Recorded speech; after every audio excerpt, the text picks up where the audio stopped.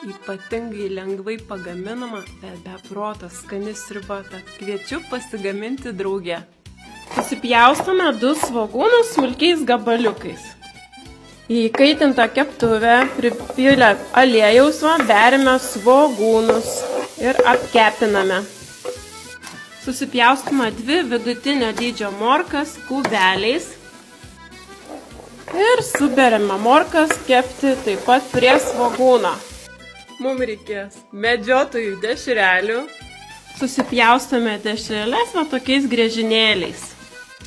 Ir visos dešros griežinėliai keliauja taip pat į keptuvę. Kol kepa medžiotojų dešrelės, svogūnai ir morkos, tuo tarpu susipjaustome bulves kubeliais. Į 2 litrus verdančio vandens suberiam bulvių kubelius. Žiūrėkit, toliau turiu 2 pakelius, 2 pakuotės lydytų sūrelio. Aš ėmiau šitą būtent rūšį. Ir jį taip pat, žiūrėkit, supjaustom kubeliais. Labai čia stengtis nereikia, taip maždaug kubeliais ir susipjaustom. Ir į bulves jau verdančią supilma visą savo apkeptą medžiotojų dešrelių, svogūnų ir morkų turinį.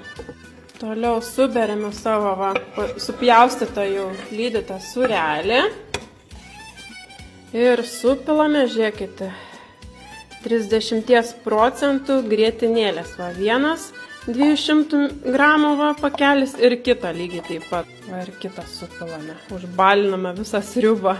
Įberiame kelis lauro lapus. Mums reikės petražolių ir krapų. Susipjaustame žalumynus. Ir pabaigai beriame, žiūrėkit, visus žalumynus. Kaip gražu. Druskas ir pipirų kiekviena šeimininkė įsideda jau pagal savo skonį, bet ši sriuba tikrai, žinokit, yra verta nuodėmės. Labai labai skani.